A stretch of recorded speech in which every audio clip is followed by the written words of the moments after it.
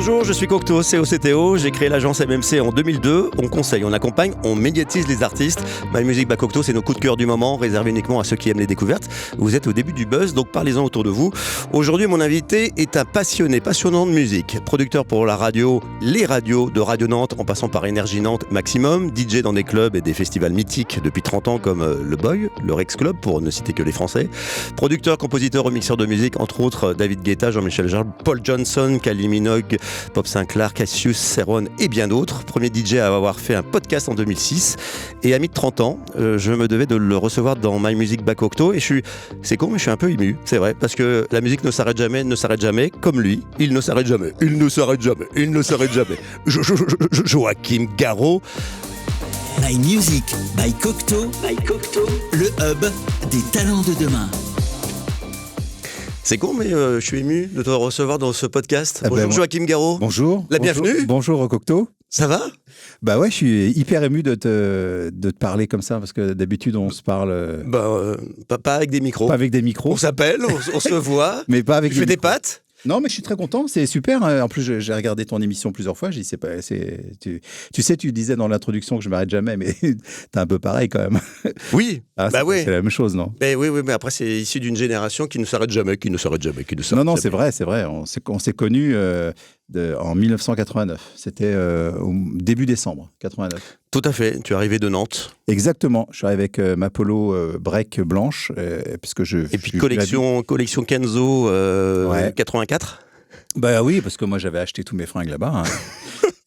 J'ai tout ramené, et puis on a partagé l'amour de la musique au sein d'une radio Maximum où on a commencé à travailler ensemble, puisque je te rappelle que tu étais mon assistant. Tout à fait, voilà. Donc un peu de respect, s'il te plaît.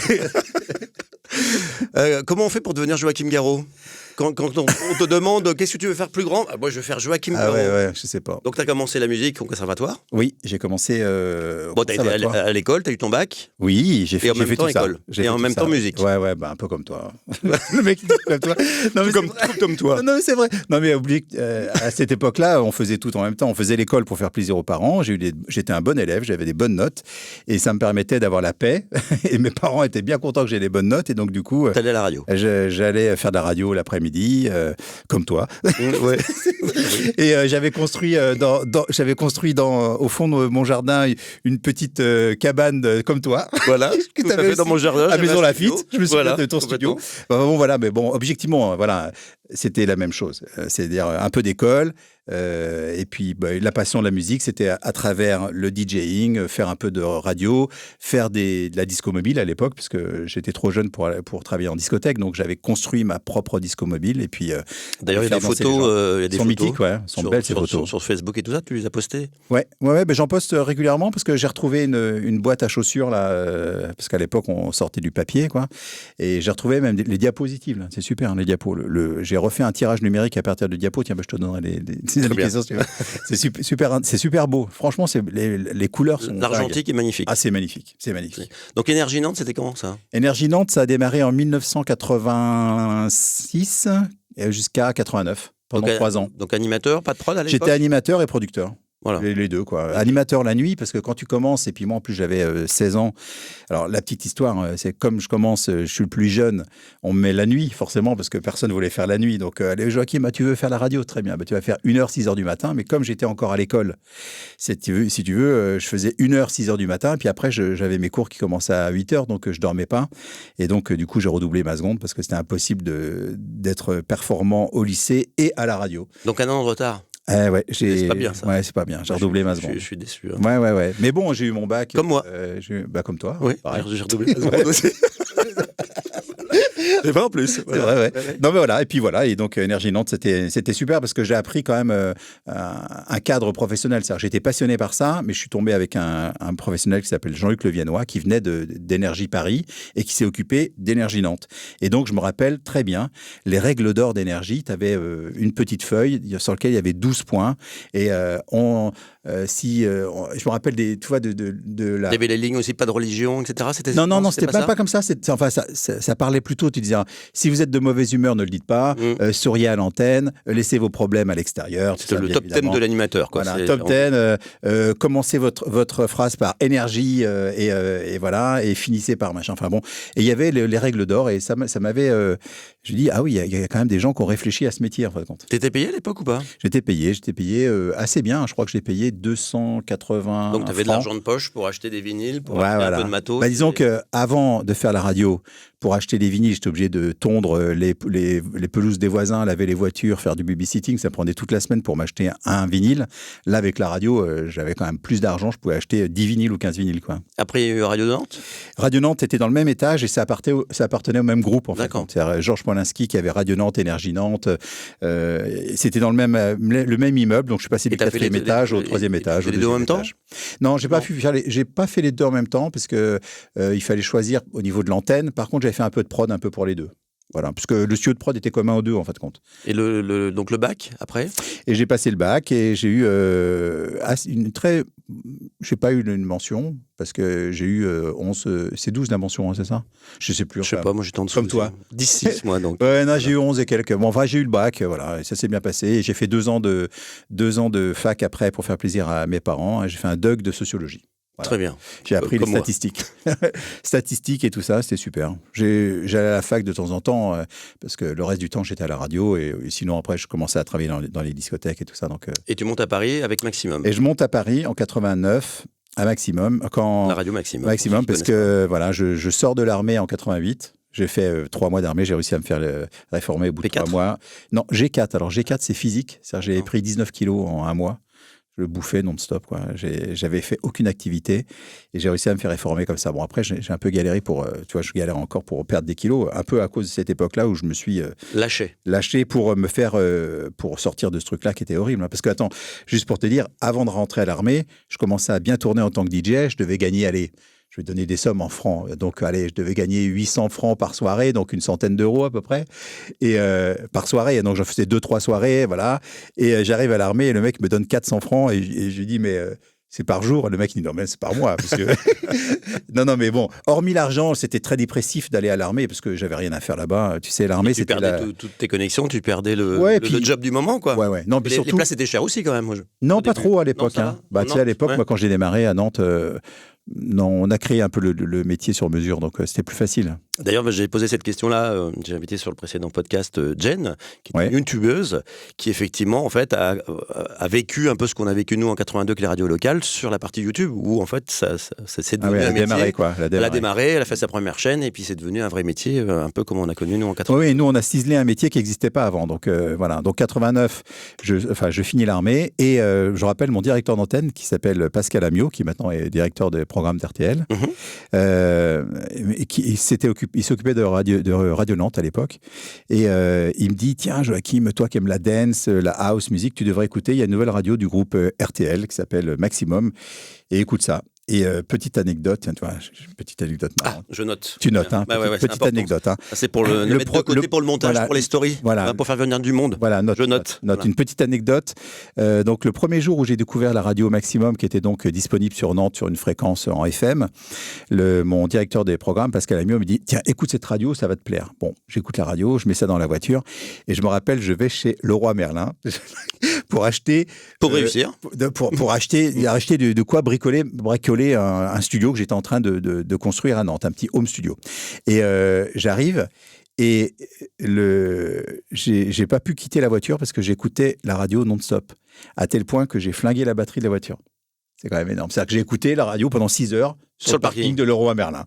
Je suis pas sorti parce qu'il y avait que des titres. Et à chaque truc, il y avait une nouveauté. J'ai dit, mais c'est pas possible.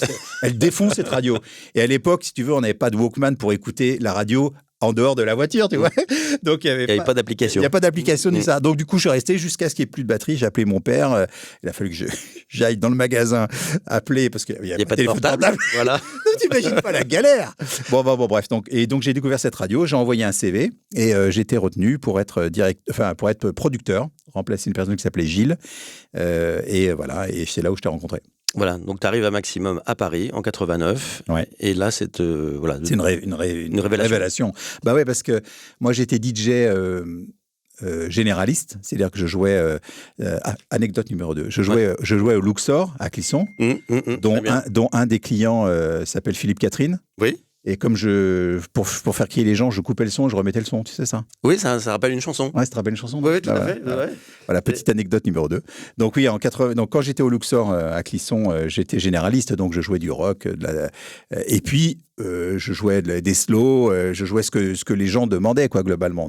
Donc je jouais aussi de la funk, et puis Simple T'as pas Minds, du Bob Marley? Et Bob Marley aussi, bien évidemment. Bien sûr. Tu joues tout ça, et dans cette sélection-là, j'arrivais à placer 3-4 disques de house, jusqu'à ce que je vide un peu la piste et que le patron me dise non, mais attends, remets-moi Zouk Machine. Et là, tu remets Zouk Machine et bon, voilà. Donc moi, la folie dans la peau. Bon voilà. Et quand j'arrive à Paris, et donc je me dis moi j'ai un peu ce background de DJ généraliste, quoi. Et donc je me rappelle Michael Bourgeois, qui était directeur de la programmation de Maximum, m'emmène au Boy. Qui était le club rue Caumartin. Le club rue Caumartin, 6 rue Caumartin, en le dessous de l'Olympia. Le club culte de l'époque. Ouais, de la techno. Pour la nouvelle génération, si vous garez votre voiture au parking de l'Olympia, c'était là où il y avait le... Ah ouais, c'est ça, voilà. C'est un parking maintenant. Donc voilà, ce club-là était un club gay parisien, et je me rappelle, on y est allé un jeudi soir la première fois avec Michael Bourgeois, et Michael Bourgeois me dit allez, ce soir je t'emmène, toi je vais t'emmener, t'es déjà allé au Boy? Je dis non, je sais même pas du tout de quoi il parlait, quoi. Je dis ok, on y va. Et il dit on part de la radio à 2h, quoi. Je dis mais attends, jeudi soir à 2h, moi j'avais des réflexes de généraliste. Oui. Donc je lui dis déjà le jeudi soir, t'es sûr que c'est ouvert? Et je dis à 2h, oui, t'es pas Clisson, c'est fini, quoi. Voilà, c'est pas fini. Et en fait, compte, on part à 3h, donc avec 1 heure de retard, quoi. Et on arrive là-bas et c'était blindé. Et le souvenir que j'ai, c'est donc le DJ qui jouait au Boy s'appelait Marco, un Belge énorme. Et il jouait donc des titres de 45 tours qu'il mettait en 33 tours pour avoir ce côté un peu new beat, un peu super lourd. Wake Up. Ouais, des trucs comme ça. Et il met la cappella de Donna Summer, I Feel Love. Et je me dis, le mec, il va vider la piste. Mais non, alors il a mis le feu avec la cappella. Je me suis dit, ah ouais, d'accord, là, on est dans un autre monde, quoi. Un autre monde. Et donc, du coup, à partir de ce moment-là, je me suis dit, non, moi, retourner jouer à Luxor à Clisson, ça va être dur. Donc, j'ai continué un petit peu pendant un moment parce que j'avais des engagements. Mais je te rassure, je te dis que quand je revenais à Nantes ou à Clisson, là, jouer, et que les mecs venaient me demander U2, Pride in the Name of Love. Que tu jouais depuis 15 ans, 10 ans, tu disais merde. Puis surtout que j'avais commencé à acheter des disques un peu de techno, donc j'essayais de jouer ça. C'était compliqué. Hein. Mais c'est une bonne école aussi, d'avoir... généraliste, bien sûr. C'est ce qui t'a aidé aussi dans ta carrière. Dans la connaissance des disques, c'est sûr. Ouais. Ça va être le gros plus pour pouvoir faire des tubes. Disons que, tiens, anecdote numéro 3, note. 3. Quand, avec David Guetta, on essaie de trouver des titres qu'on aime, je dis, moi, il y a un titre que j'adore, l'intro de Simple Minds, Somewhere in Summertime. J'ai dit, il faut absolument qu'on fasse une boucle avec ça. On a fait une boucle. Tu veux qu'on écoute? Écoute Simple Minds, Sometime, Somewhere in Summertime. Somewhere, Sometime. Alors, écoutez l'intro, voilà. Ouais, alors, on va mettre du son. Là. Voilà. T'entends cette intro là? Voilà. Alors maintenant, tu vas aller sur David Guetta de World is Mine. Ah oui, voilà. Ouais, tout à fait, ouais. Alors David Guetta de World is Mine, et vous allez voir. Voilà. Avec mes gros doigts. Guetta, c'est G-U-E. De T-A. Vas-y. Ah bon? The World is Mine. Oui, c'est quel album? C'est dans le deuxième, je crois. On va le trouver. Hop. Avec en vocal notre ami J.D. Davis. J.D. Davis. Qui m'a envoyé une cassette audio qui est géniale. Alors voilà, donc continue. Donc je continue à raconter cette histoire. Donc effectivement, pendant que tu cherches ça, l'idée c'était que à quoi servait la culture générale? C'est quand on connaît le titre. Voilà, avance un petit peu parce que c'est la version maxi, ça, non? Voilà, avance un peu. Avance encore. Avance. Ça c'est le remix, ça. Ah ouais, non. Mais c'est ça. Non, avance. Avance. Bon, vous allez reconnaître le sample. Avance, c'est dans le refrain. Voilà. T'entends? C'est pas les mêmes notes. Si, c'est le sample. On l'a samplé directement. Et après, d'ailleurs, on a donné une partie à Jim Kerr qui prenait 50% des droits, d'ailleurs, pour le sample. Mais c'était un bon deal, tu vois. Oui. Mais tout ça pour te dire que la culture générale servait aussi à ça, c'est qu'identifier des sons sur... voilà, c'est pas parce qu'on passe que de la techno ou de la house qu'on qu'on peut pas aimer un David Bowie, We Can Be Hero, qui a été aussi un titre qu'on a remixé avec David Guetta. Oui, mais c'est un remix. Là, c'est un remix. Bon, là, c'était une œuvre originale avec des samples. Mais voilà, mais cette culture générale m'a aidé pour ça. Et puis aussi parce que, comme j'avais fait le conservatoire de musique, c'était bien aussi que je connaisse aussi du classique, du jazz, du rock, de la pop. Oui, t'as jamais voulu d'ailleurs remixer des choses plus classiques, entre guillemets? J'ai essayé, ça marche pas. C'est vrai? Ouais, j'ai essayé. Enfin, ça fait faire un album comme Moby qui a pris des voix un peu soul, un peu blues, etc. Non, il a très bien fait là. Ouais, non, mais lui, c'est super. Non, mais moi, je te parle des trucs un peu classiques. J'avais essayé des trucs, mais ça sonnait comme Rondo Veneziato là, tu sais. Veneziano. Veneziano. Ah, moi, j'étais fan, oui. Ouais, Rondo Veneziano. Voilà, bon, ça, moi, ça marchait pas. Après Maximum, donc, tu montes ta boîte de prod. Maximum s'arrête en 92. Et j'avais rencontré Jean-Charles Carré et on monte une boîte de prod qui s'appelle Square Prod et qui est rue de Rivoli. Et on s'occupe. Et donc là, vous faites quoi, du spot? On fait des spots publicitaires, on fait des jingles pour la radio, on fait des trucs pour les maisons de disques, voilà. Le grand dépôt de compilation, si on fait pas mal de compilations, des trucs comme ça. Hein.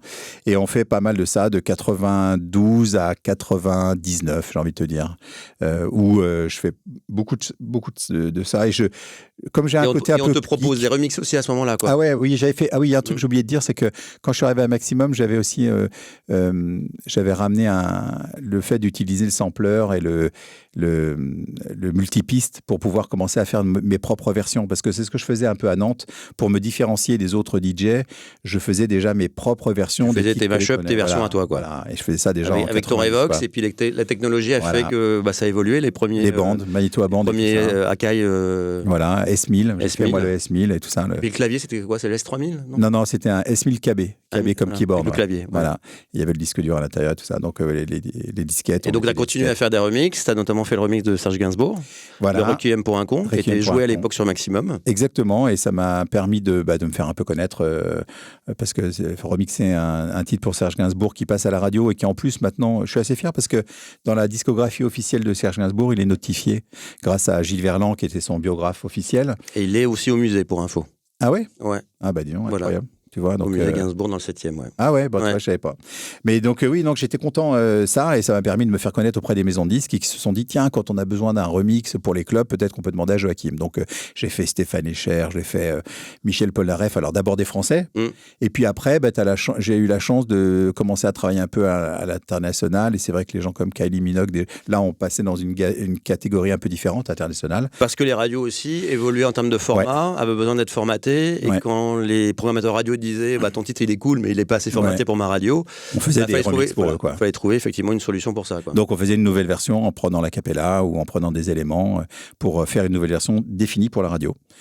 Et bien là on en a fait un paquet de remixes, de nouveaux arrangements, même de production après, quoi. Et les remixes, à chaque fois tu voyais pas les artistes? Très rare. Celui que j'ai vu. Peut-être Nicolas Sirkis, quand tu as fait Nicolas Sirkis, oui. En remix. Ouais, c'est vrai, ouais. Ça, c'est récent en plus. Ouais. Non, mais pas des gens que j'avais. Il y a des gens que tu rencontrais jamais parce qu'on recevait à l'époque une cassette digitale, que c'était une DAT, une Digital Audio Tape. Et par exemple, Kylie Minogue, j'ai croisé qu'à la fin, en fin de compte. Une fois que le disque était sorti, on s'était croisé à une soirée, mais c'était un coup de bol, quoi. Pas du tout pour collaborer, quoi. La collaboration avait déjà été faite. Je me souviens d'une rencontre que j'ai eue avec Stéphane Echer parce que j'avais remixé Déjeuner en paix. Et il avait détesté. Il m'a dit, mais c'est pourri ton truc. Tel quel. Donc, c'est pas sorti. Donc ça, j'avais rencontré l'artiste à ce moment-là, tu vois. C'était sympa. C'était sympa. J'ai passé un bon moment. Marc Lavoine, qui avait aimé. Voilà, bon, j'en ai fait plusieurs. Hein. Je me souviens plus. Enfin, en France, j'en ai fait pas mal, quoi. Et donc, il y a des fois, tu rencontres, d'autres fois, tu rencontres pas, quoi. Mais bon, maintenant, quand même, de moins en moins, quand tu collabores avec des gens, tu fais beaucoup ça par Internet, hein, globalement. Oui, maintenant, de plus en plus. C'est assez rare de te retrouver dans la même pièce, quoi. C'est un luxe, même. Puis ça vaut mieux si le mec, en plus, il aime pas, il trouve ça pas terrible. Voilà, mais il te répond pas. Non, mais maintenant, ça va.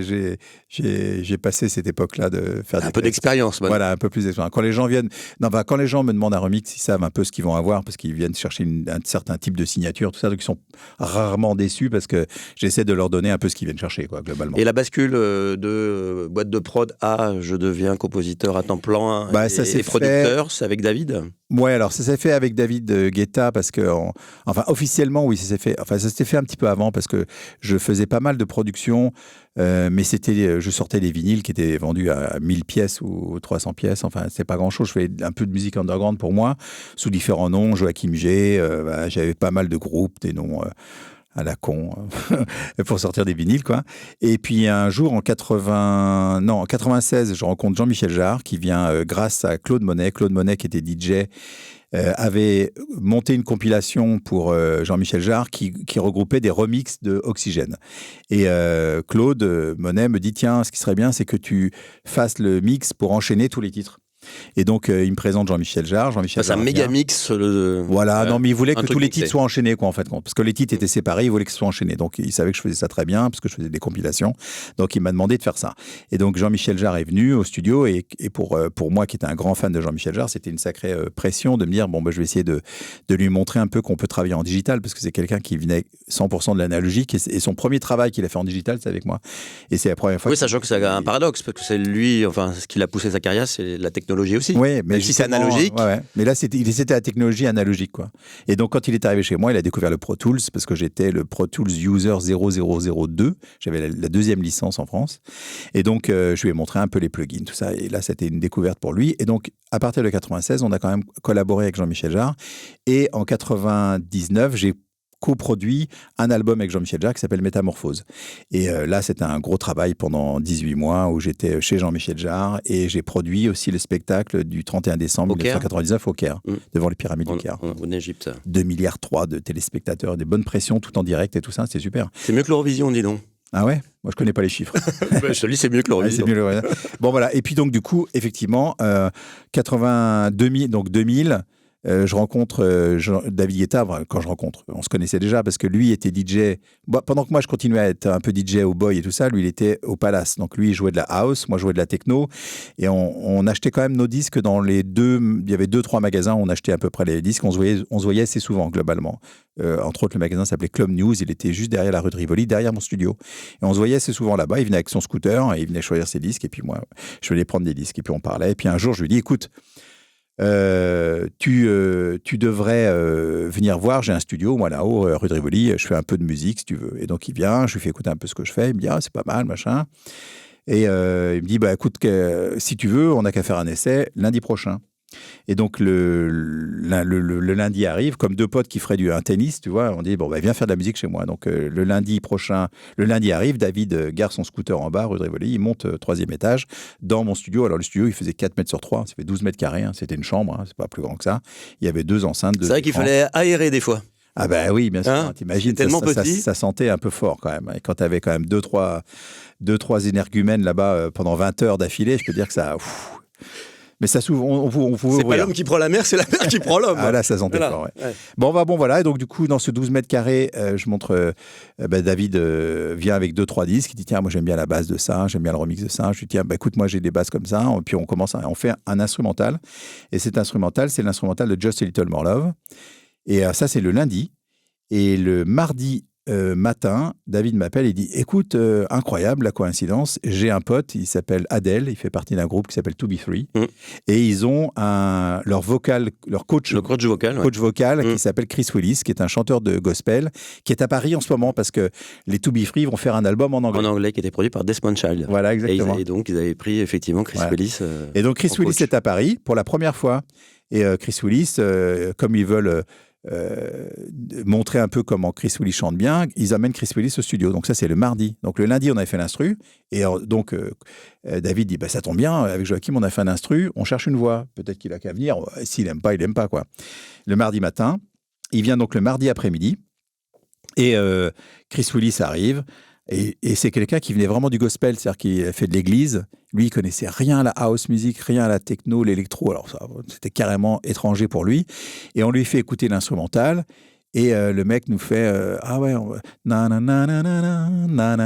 mélodie. En 2 secondes, il trouve la mélodie, quoi. Une mélodie d'enfer. Alors on dit attends. Alors pour les notes, on fait écouter 2-3 références. Je me rappelle, il y avait en effet écouté des références qui étaient comment ça s'appelait ce truc d'Anthony là. We can live together. Mike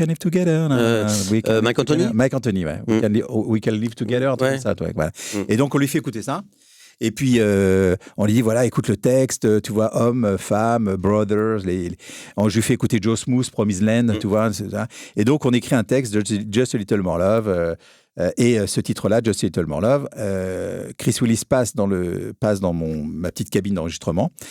Et il nous fait un enregistrement, mais incroyable. C'est-à-dire que tu as tous les poils de tous les bras qui sont dressés d'un seul coup parce que le mec, il chante tellement bien qu'en une prise, il nous fait un truc de dingue. Il met tout le monde d'accord. Voilà.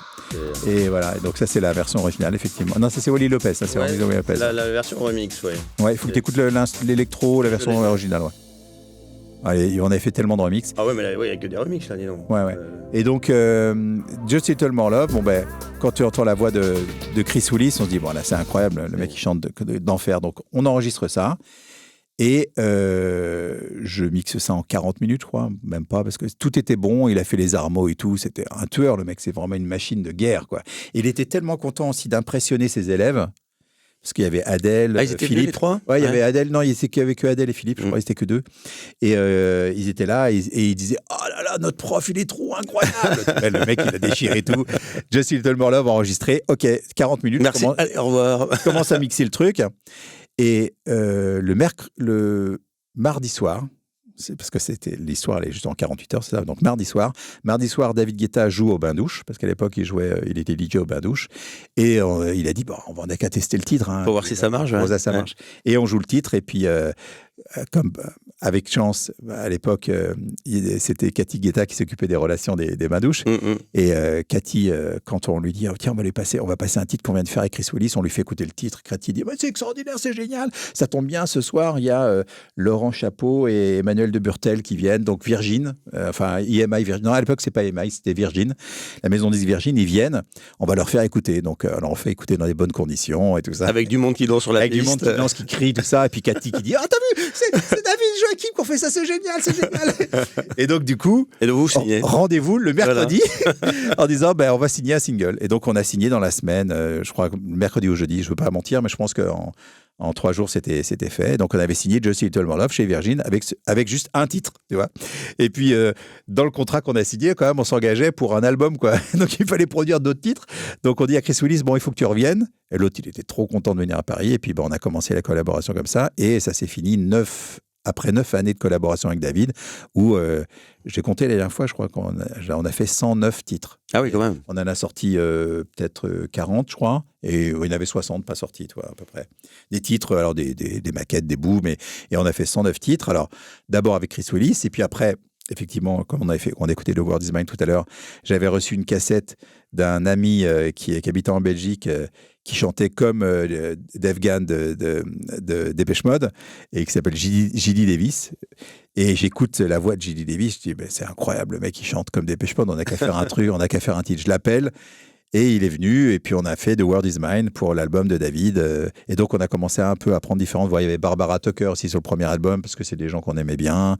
Voilà, c'était très varié. Le premier album était plus house. Il y avait quelques titres un peu techno, parce qu'on ressentait un peu ma patte aussi dans des titres qui s'appellent Atomic Food, qui est un peu plus méchant, ou Distortion, des trucs comme ça. Et donc, les gens peuvent écouter, bien évidemment, sur toutes les plateformes de streaming. Vous allez voir, vous tapez... Est-ce que tu es tagué aussi en artiste principal sur ces albums-là? J'espère bien. C'était dans le deal, ouais. Oui, pour les recherches. Ah oui, pour les recherches. Bon, vous tapez Joachim Garraud. Ils sont pas obligés de taper David Guetta, ça veut dire. Ils tapent Joachim Garraud, il y a tous les titres que tu as fait avec David qui se retrouvent sur les plateformes. Et donc, voilà. Donc, ça a démarré en 2001 et ça s'est étalé jusqu'en 2010, à peu près. Ouais, 9 ans, c'est ça. Avec que du tube. Avec le Love Is Gone qui a été... Ouais, Love Is Gone, Love Don't Let Me Go et tout ça. On en a fait pas mal. Ouais. Et c'était assez amusant parce que le titre, on continuait à le faire dans ma petite chambre de 12 mètres carrés, quoi. C'est ça qui est super. Et c'est là aussi... c'est le côté artisanal. Ouais, mais c'était le côté... qui me plaisait beaucoup, moi aussi, qui était très... le décalage, quoi. Tu sais, le côté un peu anti-héros, le côté... décalage, c'est-à-dire que tu n'as pas besoin d'avoir des studios de 400 mètres carrés. C'est-à-dire qu'on... Et à un moment, on vendait plus de disques que les mecs qui allaient dans des studios qui valaient 4 millions avec des consoles avec 99 pistes et tout ça, tu vois. Et nous, on était... les gens me disaient, mais comment vous faites pour avoir ce son-là? Je disais, non, nous, c'est hyper compliqué. Alors qu'en fin de compte, c'était tout dans un petit ordinateur avec 2 enceintes branchées. Mais les gens qui nous avaient montré un peu la voie, c'est les Daft Punk aussi avec Homework, quoi. Homework qui a été mixé sur un 8 pistes, je suis pas certain que les légendes soient vraies, mais en tout cas avec des moyens d'adolescents, quoi. Nous on faisait de la musique d'adolescents pour nous faire plaisir, quoi. Et 2010, tu te dis je pars aux États-Unis?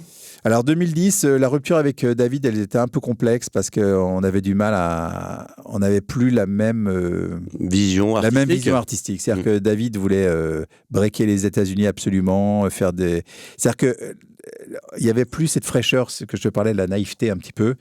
Il préférait avoir un exécutant. Et moi, je voulais pas être le salarié de mon pote, en fin de compte, tu vois. Donc, au départ, quand on a commencé à faire de la musique, on faisait de la musique pour se faire plaisir. Et comme nous, quand on a fait des titres comme Moi, J'aime bien, par exemple. Un grand tube. Vous allez écouter Moi, J'aime bien. Barbecue Production. En stream. Voilà, écoutez ça avec Cocteau et moi. Bon, on a fait ça pour se faire plaisir, pour se lâcher. David, après, il disait, bon, là, il faut faire un titre 128 BPM avec une intro de 7 secondes. Il faut que le refrain il soit à 17 secondes. Il faudrait qu'on ait des mots, love, machin. Et puis, il faudrait qu'on fasse enregistrer ça avec Setana parce qu'elle a 128 000 followers, enfin à l'époque. Tu vois, oui, donc il était dans son process marketing, de formatage. Ouais, et du coup, l'artistique passait un peu au second plan et moi, on avait un peu moins de fun quand même. Et puis, il fallait rentabiliser, tu vois. Et moi, ça m'a pas. Après, c'est la vie, moins excité. Moi, en même temps, en parallèle, j'avais mon projet Space Invaders, techno. Ton podcast, The Mix, qui a été produit en 2006. Ouais, j'ai été le 00001 Apple. J'ai la référence, première référence française unique, c'est moi. Ils t'ont donné des actions en échange? J'aurais bien aimé. Je te jure, je suis 000. Je sais. Voilà, tout premier, avant toutes les radios, avant tout ça. Et voilà, donc j'ai fait pas mal de choses. Moi, j'aimais bien perdre du temps dans la musique et pas forcément être dans la productivité, se dire, bon, allez, cet après-midi, il faut qu'on fasse un tube et puis en un mois, il faut qu'on fasse un album. Enfin, bon, j'exagère. Il y a des fois, il faut le faire. Mais moi, j'aime bien aussi perdre du temps, faire de la musique expérimentale. J'ai sorti des albums comme OVP, des trucs comme ça, des albums qui m'ont pris beaucoup de temps, qui se sont vendus à peu d'exemplaires, mais j'en suis hyper fier. Et donner du temps aussi aux followers et aux fans qui te suivent depuis des années. C'est vrai que moi j'ai avec ce côté pédagogue. Ouais, c'est vrai que j'essaye de partager de ma transmettre. Passion. Ouais, de transmettre. C'est important, je trouve. Et puis c'est vrai que j'ai bien cette image-là de grand frère un peu qui donne des conseils. Tu parlais du podcast. J'étais le premier à mettre un forum HTML sur lequel tu avais des gens comme Eric Prydz, Steve Angelo, tu avais des gens comme Arnaud Coste qui se sont rencontrés. Tu as beaucoup de gens qui ont démarré à cette époque-là parce qu'il n'y avait pas de... C'était un moyen d'expression qui permettait aux gens de partager leur passion. À l'époque, la musique électronique et le côté DJ, c'était beaucoup moins mainstream qu'aujourd'hui. Donc, ce réseau-là, le réseau, par exemple, de mon forum ou des choses comme ça, c'était vraiment une base de connaissances dynamique qui, tous les jours, devenait plus grosse et qui permettait aux gens de partager leur passion. Et au même moment, il y a eu le festival. Festival, c'est 2010, oui. J'ai démarré au même moment. Donc, c'est pareil. Disons que, alors, quand je remonte un tout petit peu en arrière, mais en 2002-2003, on voit que le projet David Guetta commence à fonctionner, mais sérieux. À tel point que David commence à faire des dates où il prend 50 000 euros, 60 000 euros. La vache, on dit, tu te rends compte, tu prends 60 000 euros en une soirée, c'est un truc de dingue, quoi. On se dit, mais. Parce que nous, quand on a commencé à Nantes comme DJ généraliste, quand je touchais 800 francs pour une soirée, c'était énorme, tu vois. Donc, voilà. Donc là, on se dit, bon, on n'est pas du tout dans les mêmes chiffres, là, ça n'a rien à voir. Et puis, on commençait à voir que le côté DJ, avec, par exemple, Bob Sinclair, avec qui je collabore. Ah oui, à l'époque aussi, tiens, j'ai collaboré avec Bob Sinclair, parce que du coup, mon petit studio qui était super bien équipé, parce que j'avais la licence Pro Tools numéro 2. Au centre de Paris, donc pratique pour tout le monde. Juste en face, Radio FG, parce que j'avais fait déménager Radio FG, parce qu'à l'époque, c'était rue Rébéval dans le 19e. Parce que tu faisais l'habillage. Je faisais l'habillage, et un jour, j'avais trouvé les studios avec mon associé Jean-Charles. On avait trouvé les studios 108 rue de Rivoli, et juste en face, au 51, c'était le même propriétaire, et il y avait un salon Yves Rocher qui était qui allait fermer. Et j'ai dit à FG, je dis, mais venez vous installer juste en face. Vous êtes. Et ils sont toujours. Vous êtes dans le premier arrondissement, le Marais, tout ça. Et puis, bon, à l'époque, c'était une radio très communautaire, très homosexuelle. Donc, ils étaient très contents de passer du 19e au Marais, au premier. Et puis, surtout, on était en face l'un de l'autre. Donc, mon studio d'enregistrement juste en face de la radio, c'était super pratique. Je faisais les jingles, je traversais la rue, j'allais les diffuser, tu vois. Et donc, du coup, on s'est rendu compte qu'il y avait une vraie embellie sur le métier DJ. Et donc, à partir de 2003, moi, je tournais un petit peu moins parce que je faisais plus de studios. Je me suis remis à tourner quand même parce que je me dis, c'est un peu... je ne vais pas dire easy money, mais j'adore être sur scène et je voulais défendre mon image un peu Space Invaders, ma musique techno, pas que les titres faits avec David Guetta, mais qui m'offraient une grande notoriété, mais je voulais aussi un truc un peu plus personnel. Donc j'ai développé ça. Tu voulais faire retrouver l'ambiance du boy, mais partout en France et partout dans le monde. Voilà, et donc je suis allé faire des soirées un peu partout. Je crois que je suis le premier DJ français à faire des soirées en Ukraine régulières, des résidences, tu vois, dans des pays. Je me souviens d'un festival Spoutnik, c'est ça, en Russie ? Ça c'est génial. Ça, c'est le premier. Ça, c'est un peu plus vieux parce que c'est en 1991. Ouais. En décembre 91, j'ai fait la dernière soirée de l'Union soviétique, CCCP, et la première soirée de la Russie. Ouais, ça c'est mythique. Je note. Voilà, ça s'appelle Gagarine Party. Voilà, c'est ça. Gagarine Party, pavillon Cosmos. Et c'est vrai que tu sais qu'en plus, je suis allé récemment, je suis allé il y a 2-3 ans en Russie, à Moscou, pour faire une soirée, et j'étais invité par le directeur du pavillon Cosmos, qui est un musée de l'aéronautique russe, et ils ont ouvert toute une aile du musée qui s'appelle la Gagarine Party, où il y a des photos de la soirée. De la soirée, d'accord. Voilà, parce que pour eux, le fait que le pavillon Cosmos ait hébergé la première soirée russe et la dernière soirée de l'Union soviétique, c'est très mythique. Voilà, bref. C'est un symbole pour eux. C'est un symbole. Symbolique. Moi, j'étais très content. J'étais le seul DJ français, surtout, à aller jouer là-bas. Hein.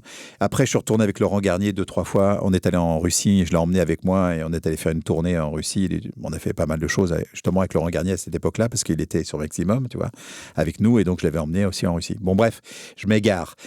Revenons aux années 2000. 2000, on voit que le DJ devient un métier à part entière, c'est-à-dire qu'on a maintenant un booker, on a un manager, on peut avoir même un tour manager qui va venir avec toi, tu vois, un truc de dingue, tu vois. Tout se structure. Et ouais, on voit que ça commence à se devenir professionnel, quoi.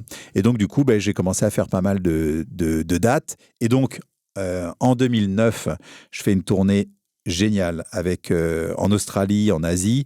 Et je me rappelle de cette tournée australienne, c'est là où j'ai tourné avec Carl Cox, Josh Wink. On était une vingtaine et tu sais, l'Australie, quand elle est là-bas, vu que c'est quand même assez loin, c'est 20 heures de vol de la France, quand on est là-bas, on fait 5-6 dates, tu vas pas pour une seule date. Donc, du coup, on était groupés, on faisait une espèce de tournée. Donc, on a fait Perth, on a fait toute la Gold Coast, on a fait Melbourne, Sydney, voilà. Bon, bref. Et donc, on fait toutes ces dates-là plus ou moins en avion. Et puis après, un petit peu de bus quelquefois. Et donc, tu te retrouves assis à côté de Carl Cox. Et puis, on parle, on échange de morceaux. Je lui donne un morceau de mon album qui s'appelle The Rock. Il le joue le soir. C'était génial, tu vois. Et donc, quand je reviens de cette tournée australienne, à l'époque, j'habite à Chatou. Et dans le 78, dans les Yvelines, pour ceux qui ne connaissent pas, région parisienne. Voilà, et donc à Chatou, il y a une île qui s'appelle l'île des Impressionnistes, qui porte ce nom-là parce que c'est là où Van Gogh est venu faire le bal où Claude Monet a peint le bal des canotiers, et tous ces tableaux mythiques de l'impressionnisme. Et donc, du coup, je me retrouve sur cette île-là à faire du vélo avec mes enfants et je vois l'île et je dis mais elle est vachement bien, dis donc. Ça me rappelle quand même les festivals que je viens de faire il y a 2 semaines en Australie. Peut-être que ça vaut le coup d'aller parler au maire. Et je vais voir le maire de Chatou et je lui dis qu'est-ce que vous faites dans 2 mois? Il me dit je sais pas. Il dit écoutez, je vous invite au Stade de France parce que là je fais un live au Stade de France avec Tiesto, Carl Cox, David Guetta, Martin Solveig. On fait un petit live. Voilà, il y a un peu de monde, 80 000 personnes. Si vous aimez le concept, j'aimerais bien faire le même concept sur l'île des Impressionnistes, à Chatou. Alors le maire, il dit, bon, ok. Donc il y a toute la délégation, il y a Michel, Eric. Enfin, bon, ils étaient plus. Ils arrivent à 10. Ils viennent à 10. Bon, j'aurais filé des bons tickets quand même. Hein. Et ils arrivent, et là, ils voient la guerre, et ils disent, waouh! Et donc, le lendemain, le maire me dit, c'est bon, Joachim, tu peux prendre l'île. Vas-y. Et donc, du coup, j'ai pris l'île des Impressionnistes et j'ai créé un festival qui s'appelle Inox Park. Alors, j'ai choisi le nom Inox Park parce que Inox était une marque d'un festival qui existait dans le sud de la France. Qui était déjà connu et identifié. Voilà. Pour éviter de partir de zéro. Qui, depuis 2006, invitait les DJ internationaux. Donc, si tu veux, ça m'invitait à partir avec 0 notoriété. Et donc, comme ça s'appelait Inox Park, eh ben, on a eu la première année Jeff Mills, Bob Sinclair, Eric Prydz. Bon, ça, je les avais appelés en direct, mais on a eu, on a eu 2 scènes. Et j'ai lancé le festival Inox Park en 2010 sur l'île des Impressionnistes. Et c'est devenu, ça a changé de nom en 2017, parce qu'en 2017, il y en a eu un problème de législation. On ne pouvait plus utiliser le nom Inox qui avait été déposé par un promoteur brésilien sur le monde entier. Donc, si tu faisais un festival qui s'appelait Inox, il allait te demander de l'argent, donc on ne pouvait plus prendre le nom. Un petit override au passage. Voilà, donc du coup, j'ai dit, allez, c'est pas grave, on change. Et j'ai changé le nom avec Electric Park, que j'ai déposé dans les bonnes catégories. Et donc maintenant, depuis 2017, c'est Electric Park et ça a lieu donc au même endroit, sur l'île des Impressions. Et ça cartonne, et la dernière session du 15 juin cartonnait. Voilà, c'est très bien. Il a fait super beau. C'était super beau, on a eu plein de monde, c'était vraiment, vraiment génial. Et puis, je remercie tous les gens qui sont venus, on a passé un moment incroyable. Et rendez-vous pour la nouvelle saison l'année prochaine. Donc là, maintenant, on va revenir. Là, cette année, c'était un peu exceptionnel. À cause des JO, effectivement, c'était au mois de juin. On a fait ça au mois de juin, mais normalement, le festival est historiquement le premier week-end de septembre ou le dernier week-end d'août. C'est-à-dire, c'est le dernier de la rentrée, c'est le dernier avant la rentrée, le dernier des vacances ou le premier de la rentrée, si tu veux. Donc, on va faire ça maintenant. Prochaine édition, ça sera septembre 2025. Comme dans ton parcours, tu as aimé partager et tu continues à partager avec les forums, avec tes lives sur YouTube, sur Twitch et tous les tuyaux joachimgarraud.com le jeudi soir à 21h. Oui. Est-ce que tu n'es pas déçu des fois que l'ascenseur ne revienne pas ? Les ascenseurs ne reviennent pas. Ah, les ascenseurs auprès de qui tu parles des gens en général, parce que tu as fait venir des gens, je pense, à l'EP4, tu les as fait venir en disant c'est ta première chance, tu es venu jouer la première fois, puis depuis ils ont explosé. Oui, ils te disent bonjour parce qu'ils sont polis, mais non. Ouais, je sais pas. Parce que t'es humain et t'es un garçon sensible, je te connais un peu. Ouais, non, c'est vrai. J'ai les boules quelquefois. J'ai les boules, c'est vrai. Pour ceux qui écoutent, s'il vous plaît. Non, mais il y a des gens qui sont reconnaissants. Hein. Tu vois, par exemple, c'est marrant parce que j'ai reçu un email de Led Batlook, qui est un DJ hollandais, et j'étais le premier à le programmer en France, et puis il m'a remercié récemment justement parce qu'il avait reçu une récompense dans son pays, et il me disait c'est un peu grâce à toi parce que j'ai cartonné en Europe parce que tu m'as exposé en France. Non, mais après, moi j'ai jamais... Non, même si je sais que très bien que tu le fais pas pour ça, bien évidemment, mais c'est juste aujourd'hui. Écoute, avec ses parcours. Quand je serai mort, peut-être que les gens diront peut-être que oui, c'était quand même un mec pas mal, quoi. Il était sympa au final. Finalement, il n'était pas si con. Et donc, dans cette histoire de partage et de session, donc tu as eu l'idée effectivement de faire cet album qui nous réunit aujourd'hui. Qui est très beau là. Joachim and Friends. Voilà. Nouvel album, pour ceux qui écoutent en podcast sur Spotify, alors 10h, je regardais sur YouTube. Je le montre à l'image, mais pour les gens qui sont sur... Voilà. Mais bon. Alors, c'est un album collaboratif. Je voulais faire un truc un peu nouveau. C'est-à-dire que je voulais partager... c'est-à-dire que ça faisait, tu sais, quand le Covid est arrivé, le Covid, c'était quelque chose d'incroyable pour nous, artistes, parce qu'on passe d'une centaine de concerts à 0.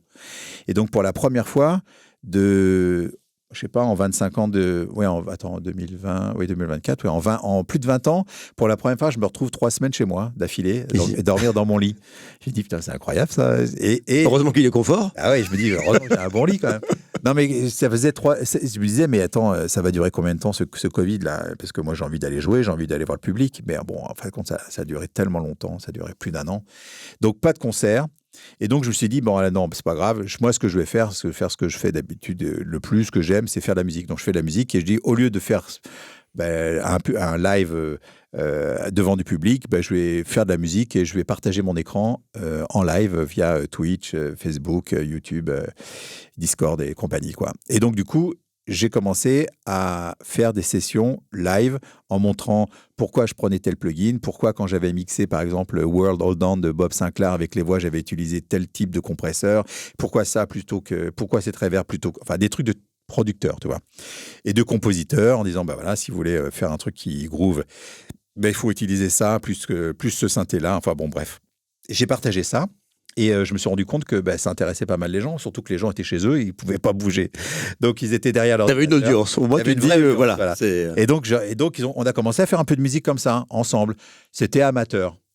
Et je me suis souvenu de ça. En septembre l'année dernière, je me suis dit, bon, allez, là, je commence un nouvel album techno. Je veux vraiment faire un truc qui me plaise, qui aille chercher dans les sources du boy des années 90, le son du boy 90, mais...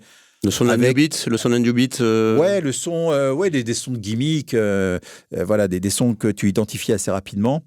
Et moi, les sons qui m'ont guidé aussi dans ma carrière de DJ, quoi, parce que j'ai beaucoup joué des titres originaux qu'on jouait dans les années 90, quoi. Mais je me suis dit, bon, j'aimerais bien montrer à la nouvelle génération quelle a été cette inspiration pour moi, et j'aimerais bien qu'on fasse ensemble une façon de revisiter ce son-là pour une version 2024-2025, tu vois. Bon, et donc du coup, j'ai dit, jeudi prochain à 21h, parce que je fais mon live tous les jeudis à 21h, on va commencer un album ensemble. Et donc, j'ai ouvert mon ordinateur. J'ai dit, bon, voilà, on va faire un album, on va faire un premier titre à 130 BPM. Je vais faire la rythmique. Je vais lui demander, on va faire la basse, on va faire ça en do mineur. Alors, do mineur, je vous rappelle les notes que... Et donc, un peu de pédagogie, un petit peu de solfège, pas trop chiant non plus, tu vois. Et puis, il me donne ça en direct dans la Dropbox. Et puis, je me suis retrouvé à faire une émission en direct. Donc chacun mettait les éléments dans la Dropbox, voilà, faisait une petite base de son côté, Dropbox. Voilà. C'est-à-dire que tu voyais si ça marchait ou ça marchait pas. Voilà, c'est ça. En fait, c'est hyper bien fait. Hein. C'est joachimgarraud.com/in. Tu glisses tu drag and drop, tu mets tes fichiers dedans. joachimgarraud.com/out. Tu cliques et tu récupères tout ce que je donne. D'accord. Donc moi, je fais une rythmique, je la mets dans le truc, les gens le récupèrent. Ils bossent dessus. Ils bossent dessus 10 minutes. Pendant ce temps-là, j'explique la gamme de do mineur. Ah, ils étaient timés. Ah non. Ah bon. Voilà. Et puis, au fur et à mesure, je voyais sur mon écran, la basse qui arrivait, Alors, à chaque fois, je leur disais, mettez bien votre nom, où vous êtes. Alors, tous les fichiers, il faut bien les nommer. Ah oui, important. Il faut du tracking, du monitoring. Voilà. Mettez bien, prenez du temps à bien nommer les trucs, parce que les trucs qui ne sont pas nommés, ils peuvent être effacés. En tout cas, bon, voilà.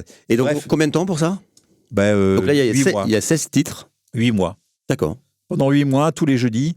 Alors, au départ, il y avait... Et quand est-ce que tu t'es dit, ce titre-là, c'est bon, il est fini?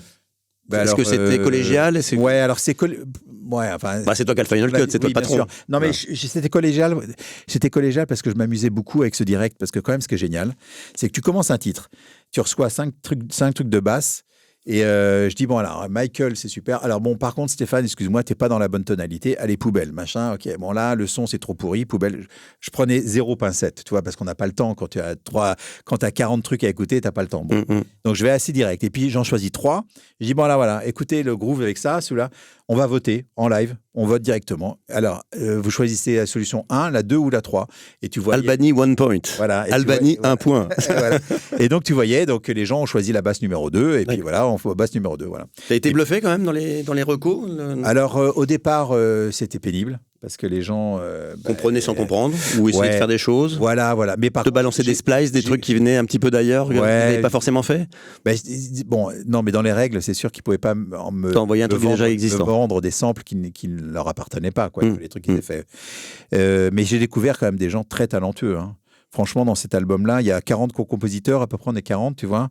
Il y en a 4-5 qui sortent vraiment du lot, hein, qui ont 18-19 ans, mais qui ont une oreille mais de dingue, quoi.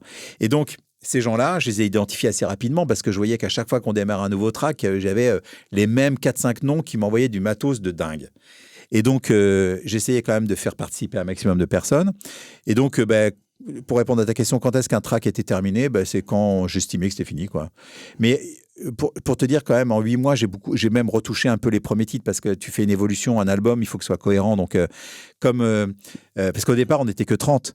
Mais là, il y a eu un bouche à oreille de dingue parce qu'une fois que le premier titre était fini, je dis, bon, on va en commencer un deuxième. Et je vois là qu'on était passé de 30 à 70 personnes qui commençaient à envoyer des samples.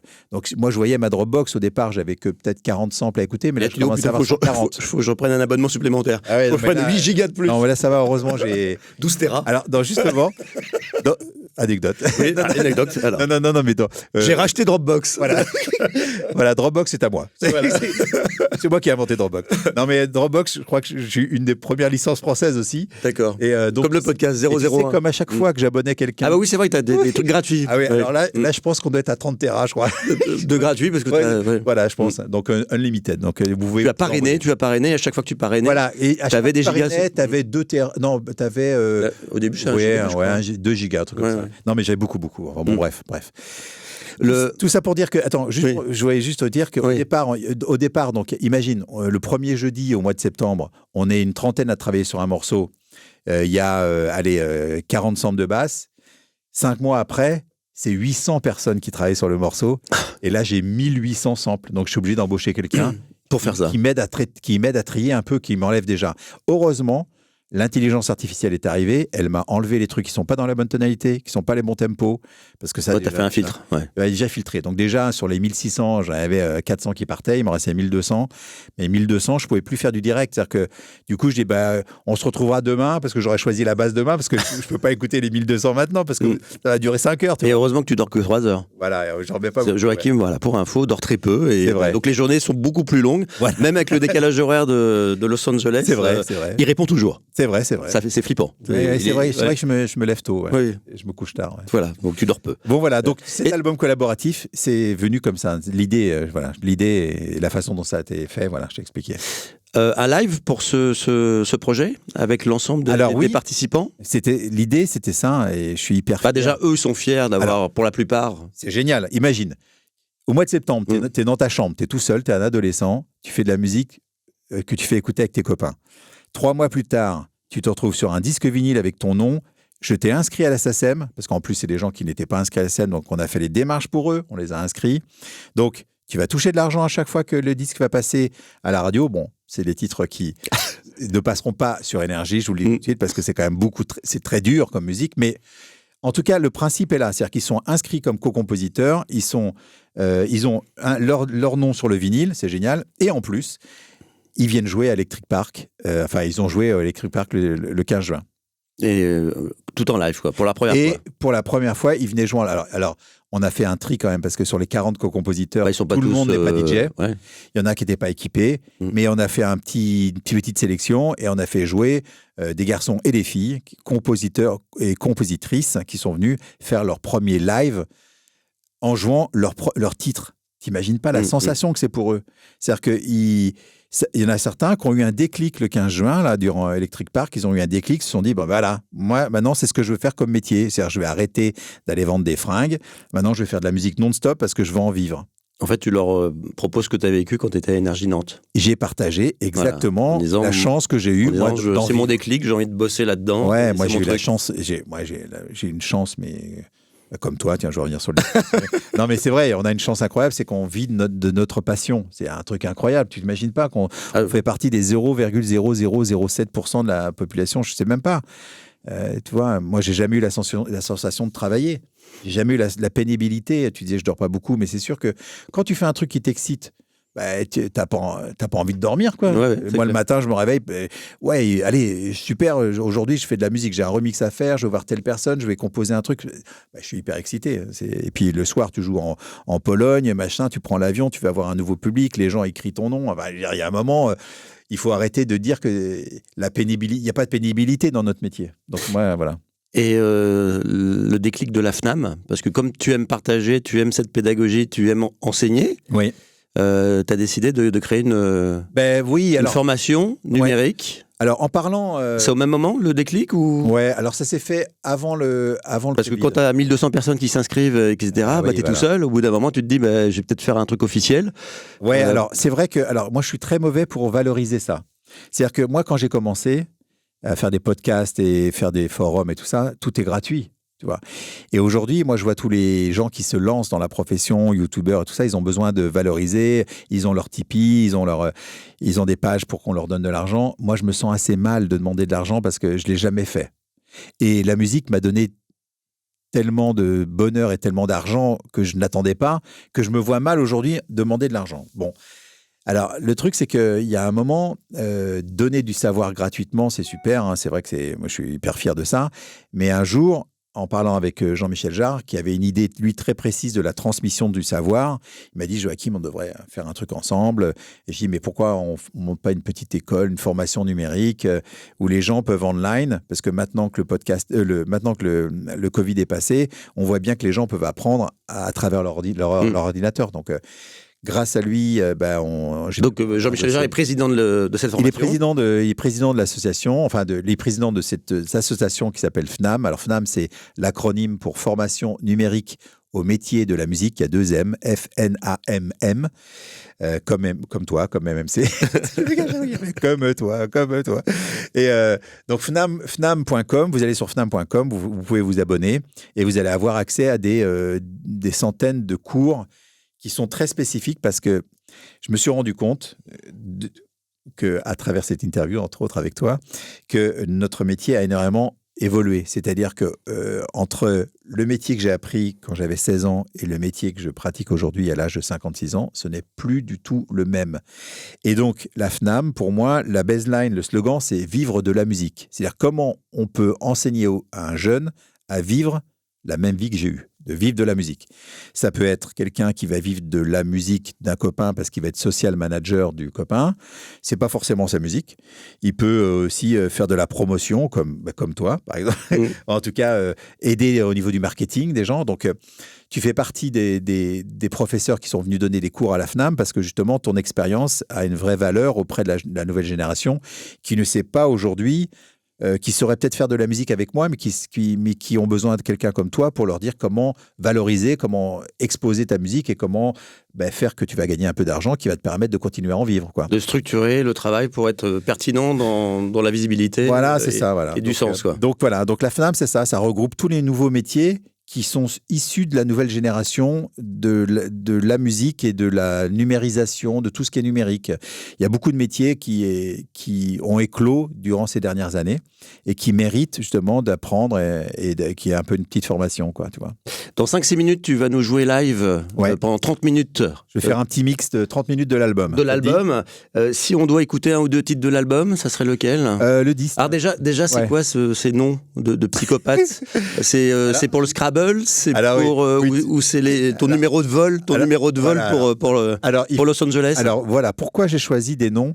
Alors non mais le premier titre c'est KFUQWSW. Tu veux que je te dise pourquoi j'ai eu l'idée, je dis ce que j'aimerais, c'est faire des titres qui sont imprononçables. Ah oui, ça je te confirme. Et tout de suite, Joachim Garraud and Friends. Parce que j'imaginais le mec KFUQWSW. Mot qui compte. À part en Pologne, ou en Lettonie. Ça compte triple au Scrabble, c'est bien ça. Alors, donc au départ, c'était ça. L'idée, c'était une blague au départ. J'ai dit. Parce que d'habitude, quand tu fais un titre, tu essayes que le titre soit joli, que ça soit court, que ça puisse être prononcé en français ou en anglais, tu vois, qu'il y a une signification. Mais là, j'ai dit, je vais prendre le contre-pied absolu. Je vais prendre. Et donc, dans tous ces titres-là, il y a une consonne et 6 voyelles. Non, il y a une voyelle et 6 consonnes. Et il y a 7 lettres à chaque fois. T'es fan des chiffres et des lettres ? Ouais, c'est Scrabble. Ouais. Scrabble et chiffres et des lettres. Scrabble et chiffres et des lettres. Et donc, du coup, c'est vrai que ça ressemble beaucoup aussi à des immatriculations d'appareils. Et ça allait bien avec le design de l'album qui est. Tout est magnifique. Donc, des soucoupes volantes, quoi. Tout est donc participatif, aussi bien au niveau des visuels, collaboratif. Ouais.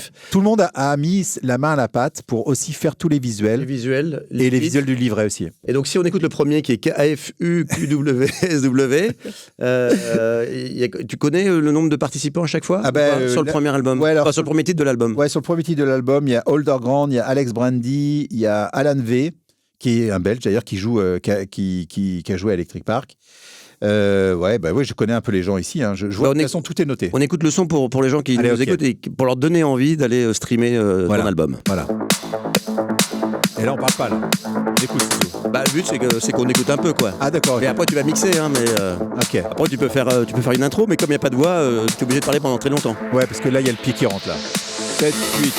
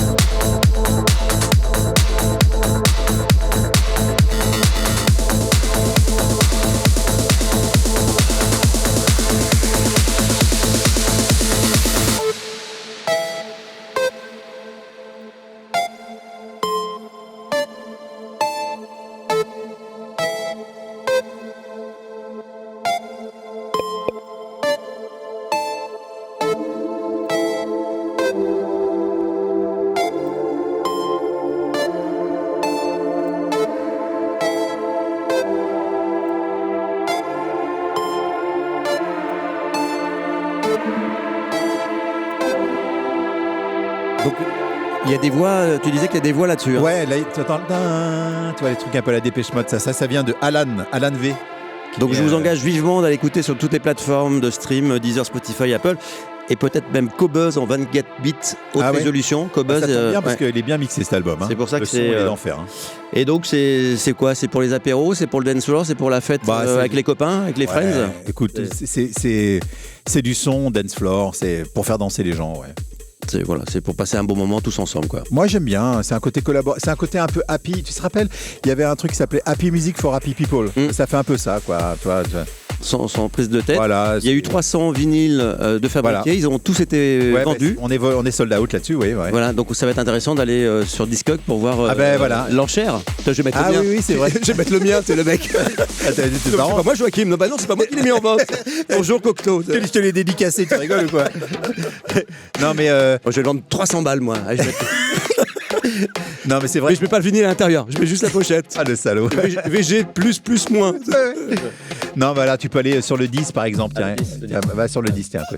Voilà, ces voix-là, c'était un peu caractéristique des années 90, quoi, le côté un peu belge. T'aurais pu rajouter les sifflets. Ouais, alors les sifflets, c'est en live, les gens font en live. Mais c'est vrai, t'as raison, ouais. Mais voilà, avance un peu là. Parce donc celui-là, c'est le MJYRSTS. Alors le 10, c'est Mjris. Et tout de suite, Springe. C'est des titres imprononçables. Ouais. S'il y a un mauvais dépôt à la SACEM, si je peux me permettre, ça va être la galère. Hein. Si le mec il met un W à la place du T, allez, bonne chance. Hein. Ça, je vais te le mettre dans le mix que je vais faire parce que j'adore ce titre-là. Voilà. Donc un mix exclusif dans 5 minutes. Ouais. Ne bougez pas. Voilà, reste avec nous. Celui-là ? Ouais, bah ça c'est l'inspiration un peu Quench, Dream, avec des cloches, le côté. Et puis il y a le côté, comment il s'appelle on a pris un peu des références un peu techno, justement des années 90. Tous les vinyles de Bonzai à l'époque. Voilà, alors ouais, Johnson Stephenson. Ouais, un peu ça, voilà, dans ce style-là. Mais voilà, donc ça, tu vois, c'est un petit peu d'ampleur, mais celui-ci va vite, hein, parce qu'il est à 140 BPM, tu vois. Avant, tu vois. D'ailleurs, je vais finir mon mix avec celui-ci parce que celui-ci, c'est le plus rapide de l'album. 5, 6, 7, 8.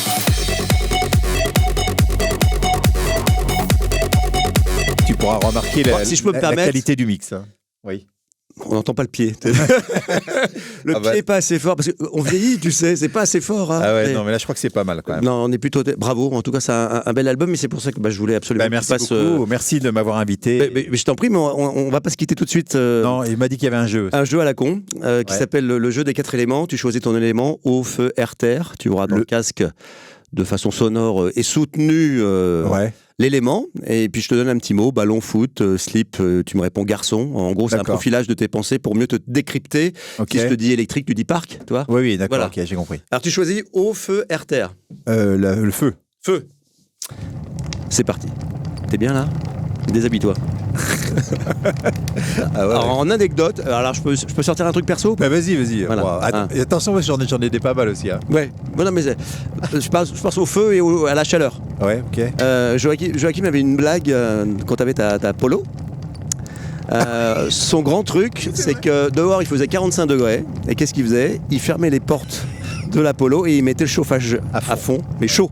Ouais. Donc il fait 45 degrés, il fait déjà 200 degrés dans la voiture et vous rajoutez le chauffage chaud. Ouais. Et il bloquait pour pas qu'on ouvre. Et nous on était derrière, on n'en pouvait plus. Voilà. Oui, c'est vrai que j'ai blague de gamin, mais. Ouais, mais j'ai bien aimé ça. Voilà, c'était sympa. Bon, bref, on y va. Si je te dis Nantes. Foot. Parce que t'es fan de foot ? Mais non, parce que je vois pas d'autre chose. Nantes, non, mais après, Natal. Voilà. Et tu y retournes souvent ? Moins maintenant, parce que j'ai plus de famille là-bas, malheureusement. Et la ville a changé ? Et la ville a changé, mais oui, moi j'ai des potes encore là-bas, de temps en temps. Si je te dis Penvince ? Penvince, pêche. Pêche. Si je te dis Los Angeles ? LA Good Vibe. Ah, on n'en a pas parlé. Et les Good Vibes, c'est quoi rapidement, tu peux dire aux gens ? La Good Vibe, alors allez voir sur lagoodvibe.com. Ça s'écrit LAGOODVIBE.com. C'est un bus solaire. Que j'ai converti en studio d'enregistrement solaire. et dans lequel j'invite mes potes qui viennent quelquefois dans le désert Voilà, il y a faire des expéditions de dingue. On a la vidéo de nos vacances sur ta chaîne YouTube. Allez voir sur la chaîne YouTube, vous allez voir Cocteau, voilà, on fait les fous pendant une semaine. Si je te dis Villepinte. Villepinte, je dirais un pont. Il y avait un pont avec un chemin de fer parce qu'on a habité dans une maison à Villepinte tous les deux, on était colocataires. Voilà. Si je te dis Boy. À Boy, je dirais puissant. Ouais. Très bien. Ou TTBM. TTBM, très très bien monté. Ouais, d'ailleurs, je voulais acheter un t-shirt, mais ça pour la prochaine fois. C'est vrai. Voilà. Si je te dis La Grange. La Grange, je dirais la Vendée. La Vendée, donc première discothèque pour toi. Une première saison où j'ai fait 90 nuits d'affilée. Ouais. 90 nuits à La Grange, discothèque. La discothèque n'existe plus, si. Ils ont fermé hier ou avant-hier. Ah ouais. Ouais, je te jure, ouais. Fallait la racheter. Ça m'a fait un petit coup au cœur. Non, ils ont arrêté. Je pense que. Même la famille. Ouais, ils ont arrêté. Ouais. Bon. Si je te dis Maximum. Je dirais ma jeunesse. Folie. Famille. Insouciance. Ouais. Si je te dis IA, comment tu vois l'IA pour toi?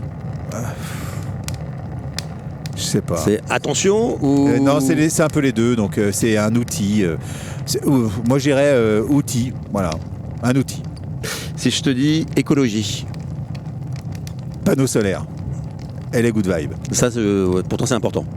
C'est important pour la planète, pour. Alors oui, parce que quand même, j'ai la chance, c'est vrai, de passer pas mal de temps en Californie dans des lieux qui sont incroyables et qui t'imposent le respect parce que t'as pas envie de les salir. Et tu te dis nous, on n'est qu'une petite crotte de mouche sur la terre. Notre passage est tellement petit par rapport à tout ce qu'a vécu là où tu es. Voilà, donc oui, c'est important. Et si je te dis Elon Musk. Je te dis Cybertruck. Bon, c'est comme le podcast ou c'est comme la Dropbox, t'es au 001 au niveau de Tesla parce que t'es un des premiers à avoir une J'en ai pas Tesla. mal, ouais. Non, mais j'ai eu la chance d'en acheter une, oui, une première Model 3 en 2018, ouais. Qui était c'était la première aux États-Unis. Ouais, aux États-Unis, ouais, bien sûr, ouais. Et là, là, je vais plutôt sur un espèce de tank qui s'appelle un peu Cybertruck, un peu plus gros, quoi. Un truc de dingue qu'on verra jamais en Europe parce qu'ils n'auront jamais je pense les pas qu'ils auront autorisations. le droit, ouais, c'est trop lourd et tout ça. Bon, après, je vais te dire, je profite de tout ça parce que je suis en Californie. Ça va avec l'ensemble, quoi, de la vie un peu délire là-bas, quoi. Je profite d'être à l'étranger pour faire des trucs qu'on peut faire que là-bas. En fait. Là-bas, pour se garer, c'est plus facile. Voilà, là, il y a plus. Tu viens à Paris avec ton Cybertruck, là, t'es mal. Oui, c'est un peu plus déjà compliqué. qu'une Smart, tu rentres plus, tu passes plus, donc. Ah ouais, là, c'est sûr que on serait pas très bien vu, ouais, effectivement. Bon, ça va, ça a été sobre. C'était super, merci beaucoup, Cocteau. Mille merci de t'être prêté au jeu. Je suis désolé, j'étais un peu plus long que d'habitude. Enfin. Non, mais c'était le but du podcast. Non, c'était d'échanger. C'est vrai que. On a tellement de choses, on pourrait passer une soirée. On fera un deuxième numéro. On fera on en parlait avec le propriétaire de ce studio, Dominique Perrin. Oui, il ferait bien qu'il vienne participer. Peut-être se faire une émission en direct. Voilà. Un podcast en direct, tous ensemble. C'est bien le direct. Moi, j'aime bien le direct. Les gens participent et tout ça. Ouais, on va réfléchir à ça. D'accord. Je vais te laisser t'installer derrière la pionnière. Okay, et tu nous joues Joachim and Friends. Je vais au moins mixer la moitié des titres, parce qu'il y a 16 titres. Je vais faire un mix de 30 minutes, donc je vais essayer de mixer assez rapide. Alors, je vais inclure dedans des acapellas qui ne sont pas les acapellas de l'album, pour que ce soit un peu plus dynamique, si tu veux, comme c'est un instru. Il y a beaucoup d'instrumentaux. Si vous entendez des voix, ces voix-là sont des voix qui viennent des années 90. D'accord. Voilà, c'est les samples un peu anthémiques des années 90. Donc, par contre, si tu peux mixer toutes les 1:37, s'il te plaît. Ouais, 1:37 ouais, facile. Facile, allez. Ok, j'y vais alors. Je te laisse t'installer. Ok.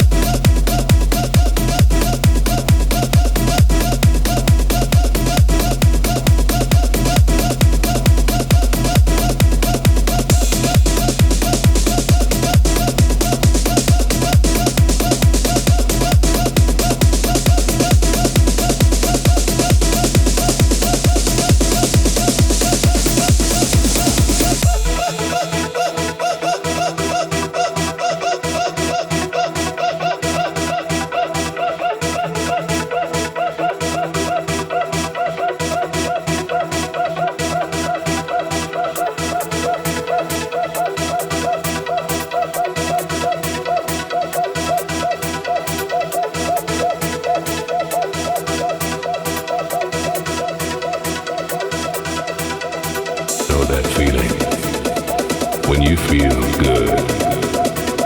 When everything around you is moving with a unique sensation. The sensation, this feeling. You know that feeling. When the sound, the groove, the frequency, the bass. When all the elements are in place to make the world your world.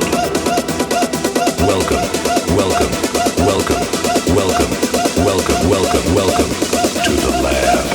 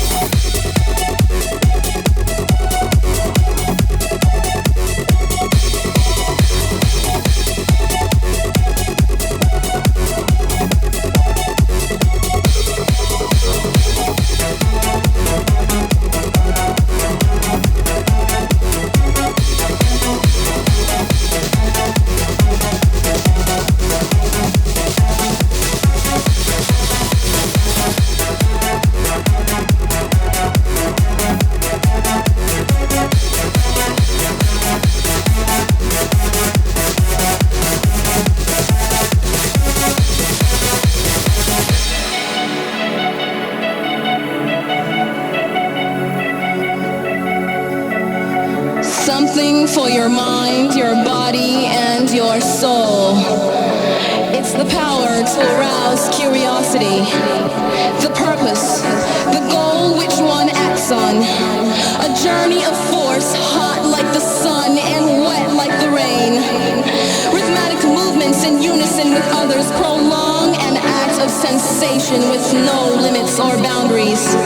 Eternity is past, wrong is right. It's the point of greatest intensity, pleasures of the highest sense, feelings of warmth and security, willing and unwilling sensations of the mind. A condition, the ultimate seduction, ultimate seduction, ultimate seduction, ultimate seduction, ultimate seduction, ultimate seduction, ultimate seduction, ultimate seduction, ultimate seduction, the room.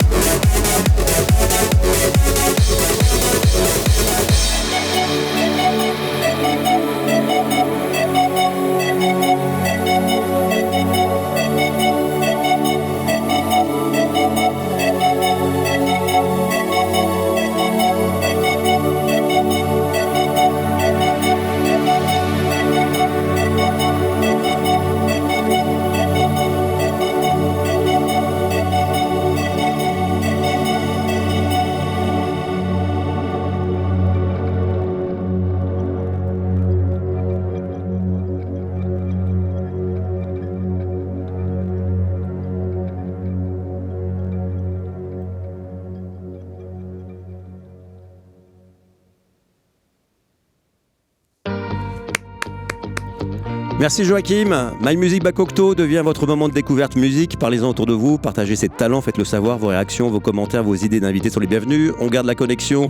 Abonnez-vous sur les réseaux sociaux, Instagram, YouTube, LinkedIn, X, My Music by Cocteau, agence MMC ou Hervé Cocteau. Et à très bye pour la découverte d'un nouveau talent. À bientôt. Salut. My Music by Cocteau, le hub des talents de demain.